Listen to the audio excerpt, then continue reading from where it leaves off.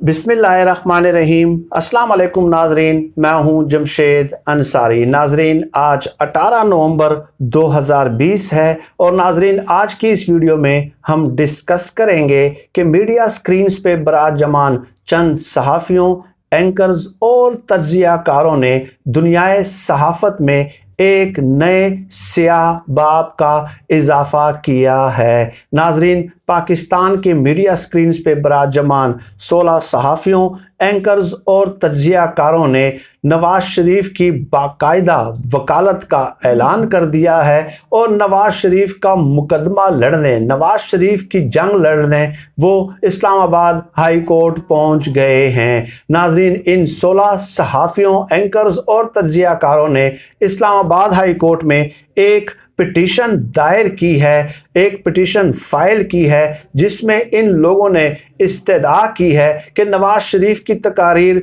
बराह रास्त TV channels पे नशर करने की इजाज़त दी जाए और नवाज शरीफ की तकारीर पे पाबंदी के हवाले से पैमरा का जो हुक्मनामा है उसको मनसूख कर दिया जाए। और साथ ही साथ नाजरीन, इन 16 सहाफ़ियों का उस पिटीशन में मौक़िफ़ है कि नवाज शरीफ को अपने अफ़कार, अपने ख़यालात, अपने नज़रियात के इजहार से रोकना बुनियादी इंसानी हुकूक की खिलाफ वर्जी है और पाकिस्तान के आर्टिकल 19 ऑफ कॉन्स्टिट्यूशन से भी मुतसादम है। गोया इन 16 सहाफ़ियों का मौक़िफ़ ये है कि नवाज शरीफ को तकरीर से रोकना या उसकी तकरीर जो है बराह रास्त टीवी चैनल्स पे नशर न करना, ये इंसानी हुकूक से महरूम करने के मुतरादिफ है। ये उनकी दरख्वास्त का एक खुलासा है, एक जिस्ट है जो मैंने आप लोगों की खिदमत में पेश कर दिया है। और नाजरीन, कल इस पे समाअत होगी इस्लामाबाद हाई कोर्ट में चीफ जस्टिस अतहर मिनल्ला साहब की अदालत में। तो उस पर क्या फ़ैसला आता है वो तो कल ही देखा जाएगा। आया ये पिटीशन एक्सेप्ट होती भी है या नहीं होती वो तो बात की बात है, लेकिन इनके जो मज़मूम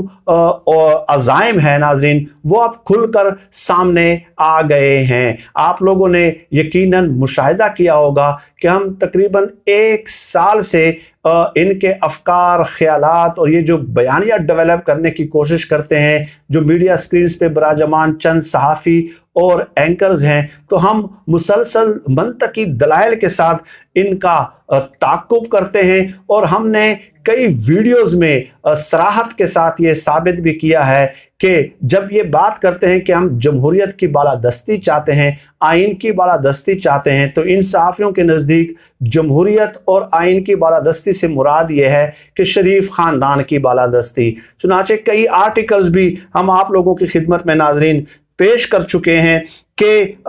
सुहेल वड़ाइच साहब ने तो कई आर्टिकल्स में बाकायदा सराहत के साथ लिखा है कि नवाज शरीफ बजिस्म खुद पाकिस्तान है, नवाज शरीफ बजिस्म खुद जमहूरियत हैं। तो खैर नाज़रीन, इस हवाले से तो हम वक्तन फ़वक्तन मुख्तलिफ वीडियोज़ में आपसे गुजारिशात पेश करते ही रहे हैं, लेकिन अब मैं उन 16 सहाफ़ियों के नाम जो है वो आप लोगों की खिदमत में पेश कर दूँ कि ये कौन से सहाफ़त के जो सुरखेल हैं, ठीक है, जिन्हें हम सेडो इंटेलेक्चुअल्स कहते रहे हैं या फेक इंटेलेक्चुअल्स कहते रहे हैं। तो उसमें सर फहरिस्त है नजम सेठी, ज़ियाउद्दीन, नसीम ज़हरा, आसमा शराजी, गरीदा फारूकी, मुनीज़ जहांगीर, सलीम साफ़ी, इसके अलावा अंबर रहीम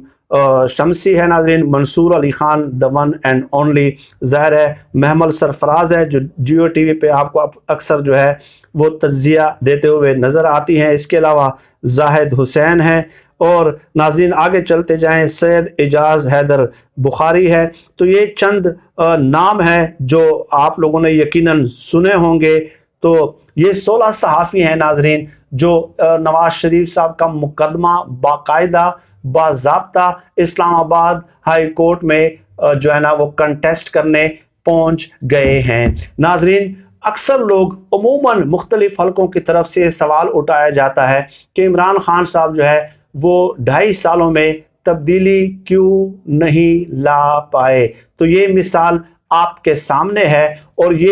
اس کو سمجھنے کے لیے ناظرین کوئی ارسطو یا افلاطون یا آئنسٹائن ہونے کی ضرورت نہیں ہے۔ یہ باتیں وقتاً فوقتاً ہم آپ لوگوں کی خدمت میں پیش کرتے رہے ہیں کہ گزشتہ 30 سالوں میں پاکستان میں ہوتا کیا رہا ہے۔ ہوا یہ ہے کہ شریف خاندان نے تمام اہم اداروں میں، ریاستی اداروں میں اپنے وفادار اور حمایتی بھرتی کر دیے، اور اپنے وفادار اور حمایتی اعلیٰ پوزیشنز پہ اپوائنٹ کر کے، بھرتی کر کے، پیدا کر کے انہوں نے ریاستی اداروں کا جو ہے وہ ستیہ ناش کر دیا ہے۔ ٹھیک ہے، تو آپ دیکھ لیں کہ ظفر حجازی کے حوالے سے ہم نے بتایا تھا، قمر زمان چودھری کے حوالے سے ہم نے بتایا تھا، عطاء الحق قاسمی ہے، اس کے علاوہ محمد مالک ہے، اور آپ پرائیویٹ میڈیا میں دیکھ لیں کہ کس طرح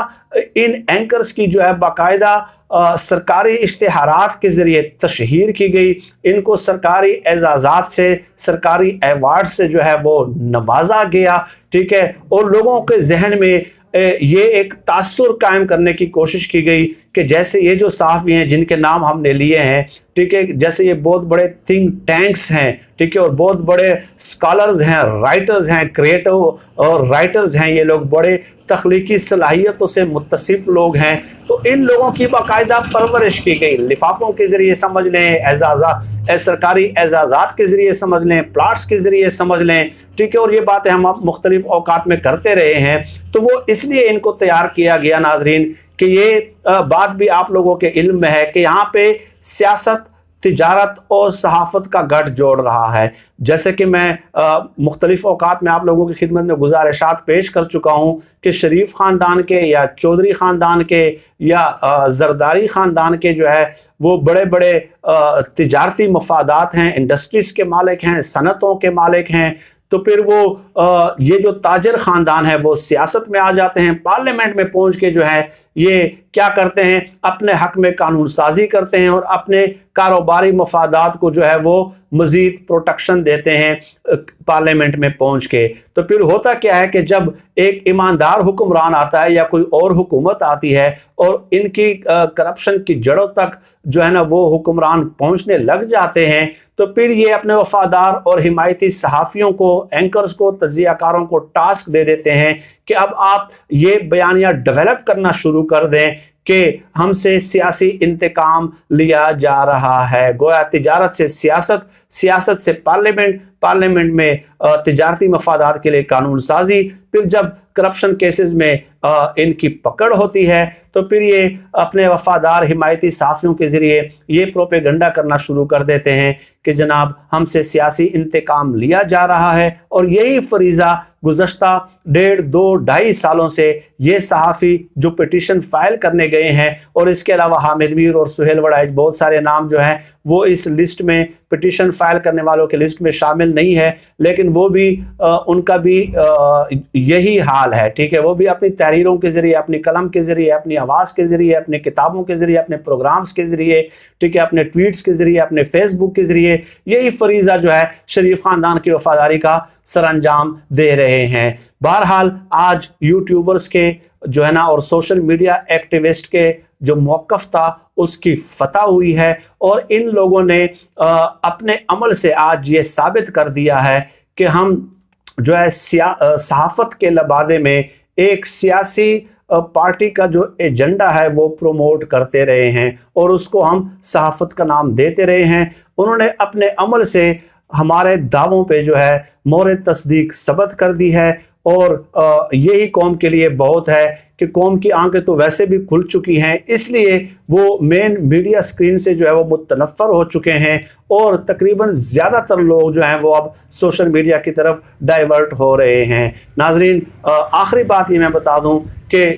پاکستان کے کنسٹیٹیوشن کے صرف ایک آرٹیکل کو پڑھنا اور اس سے کوئی نتیجہ اخذ کرنا یہ بھی فکر اور فہم کے دیوالیہ پن ہونے کے مترادف ہے۔ ٹھیک ہے، اب پاکستان کے کنسٹیٹیوشن کے کئی آرٹیکلز ایسے موجود ہیں جس میں صراحت کے ساتھ یہ لکھا گیا ہے کہ پاکستان آرمی پہ اور جوڈیشری پہ جو ہے کوئی تنقید نہیں کی جا سکتی، اور ڈیفینیٹلی یہ جو پٹیشن ہے وہ بھی جو ہے نا ردی کے ٹوکری کے نظر کر دی جائے گی، لیکن